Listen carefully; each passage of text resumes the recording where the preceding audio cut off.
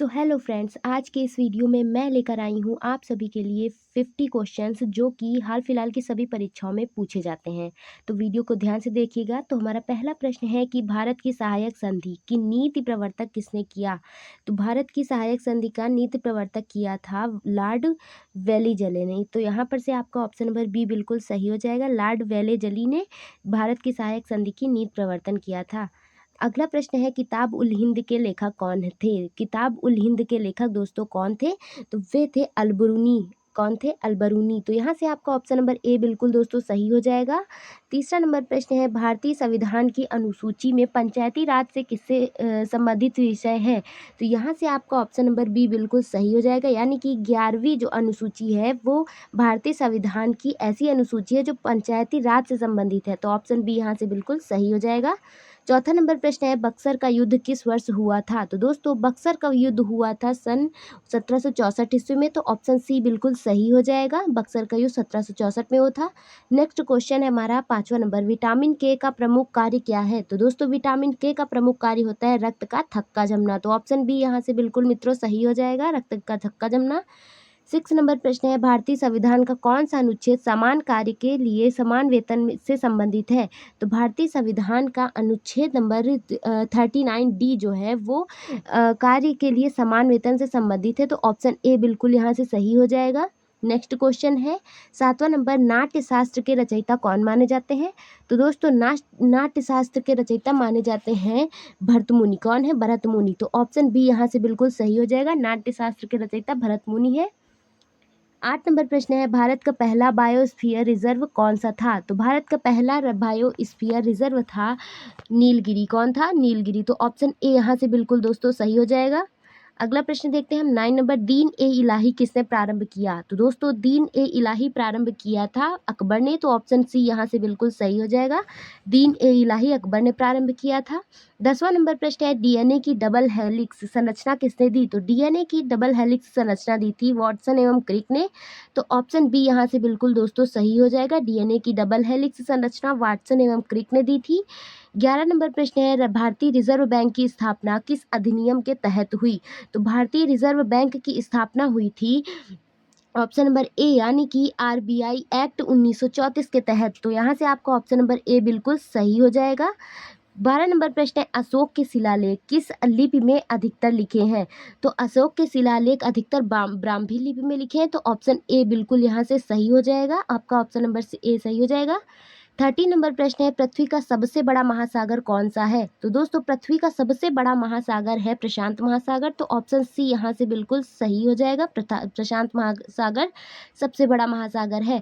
14 number प्रश्न है कि आनुवांशिक के जनक का किसे कहा जाता है। तो आनुवांशिक के जनक कहा जाता है ग्रेगर मंडल को। तो यहाँ से आपका ऑप्शन नंबर बी बिल्कुल सही हो जाएगा, ग्रेगर मंडल को ही आनुवांशिक के जनक कहा जाता है, आनुवांशिकी के। 15 नंबर प्रश्न है भारतीय संविधान सभा के अस्थायी अध्यक्ष कौन थे। तो भारतीय संविधान सभा के अस्थायी अध्यक्ष थे सच्चिदानंद सिन्हा। तो ऑप्शन बी बिल्कुल सही हो जाएगा।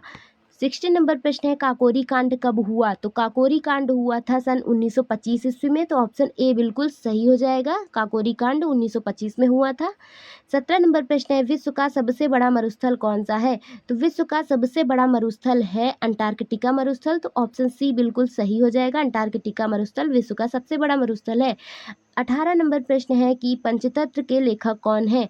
तो दोस्तों पंचतंत्र के लेखक है विष्णु शर्मा। तो ऑप्शन ए यहाँ से बिल्कुल सही हो जाएगा। 19 नंबर प्रश्न है भारतीय संविधान के मौलिक कर्तव्य किस संशोधन द्वारा जोड़े गए।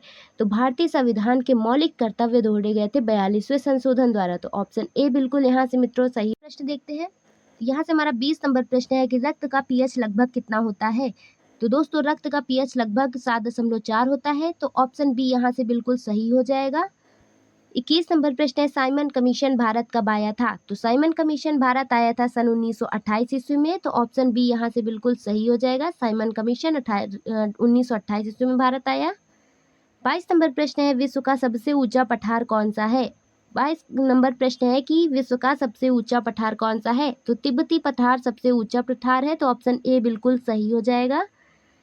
23 नंबर प्रश्न है भारत का नियंत्रक एवं महालेखा परीक्षक यानी कि सीएजी किसके द्वारा नियुक्त किया जाता है। तो यहाँ से आपका ऑप्शन नंबर बी बिल्कुल सही हो जाएगा, यानी कि राष्ट्रपति द्वारा नियुक्त किया जाता है। 24 नंबर प्रश्न है, कोशिका का पावर हाउस किसे कहा जाता है? तो कोशिका को पावर हाउस कहा जाता है माइटोकॉन्ड्रिया को, तो ऑप्शन बी यहाँ से बिल्कुल सही हो जाएगा। 25 नंबर प्रश्न है, इलाहाबाद स्तंभ प्रशस्ति किसने लिखी? तो इलाहाबाद स्तंभ प्रशस्ति लिखी थी हरिशेड ने, तो यहाँ से आपका ऑप्शन नंबर ए बिल्कुल सही हो जाता है। 26 नंबर प्रश्न है, अर्थशास्त्र ग्रंथ के रचयिता कौन है? तो अर्थशास्त्र ग्रंथ के रचयिता हैं कौटिल्य, तो ऑप्शन बी यहाँ से बिल्कुल सही हो जाएगा। 27 नंबर प्रश्न है, भारतीय संविधान में आपातकाल का प्रावधान किस देश से लिया गया था? तो वो लिया गया था जर्मनी से, तो ऑप्शन बी यहाँ से बिल्कुल सही हो जाता है। अगला प्रश्न देखते हैं 28 नंबर, किस ग्रह को लाल ग्रह कहा जाता है? तो मंगल को लाल ग्रह कहा जाता है, तो ऑप्शन बी यहाँ से बिल्कुल सही हो जाएगा। 29 नंबर प्रश्न है, भारत में प्रथम पंचवर्षीय योजना कब प्रारंभ हुई? तो यहाँ से आपका ऑप्शन नंबर 1951 सही हो जाएगा, ऑप्शन सी बिल्कुल सही हो जाएगा। 30 नंबर प्रश्न है, मेघदूत किसकी रचना है? यानी कि मेघदूत किसकी रचना है? तो कालिदास की रचना है, तो ऑप्शन ए बिल्कुल सही हो जाता है। 31 नंबर प्रश्न है, भारत संविधान संशोधन की प्रक्रिया किस अनुच्छेद में दी है? तो यह दी है अनुच्छेद नंबर 368 में, तो ऑप्शन सी बिल्कुल सही हो जाएगा। अगला प्रश्न देखते हैं 32 नंबर की, पृथ्वी के वायुमंडल में सर्वाधिक गैस मात्रा में गैस कौन सी पाई जाती है? तो पृथ्वी के वायुमंडल में नाइट्रोजन सबसे अधिक पाई जाती है, तो ऑप्शन सी बिल्कुल सही हो जाएगा। 33 नंबर प्रश्न है, ग्रैंड ट्रंक रोड का निर्माण किस शासक ने कराया था? तो ग्रैंड ट्रंक रोड का निर्माण शेरशाह सूरी ने कराया था, तो ऑप्शन बी यहाँ से बिल्कुल सही हो जाएगा। 34 नंबर प्रश्न है, रक्त में ऑक्सीजन का परिवहन कौन करता है? तो रक्त में ऑक्सीजन का परिवहन हीमोग्लोबिन करता है, तो ऑप्शन बी यहाँ से बिल्कुल सही हो जाएगा।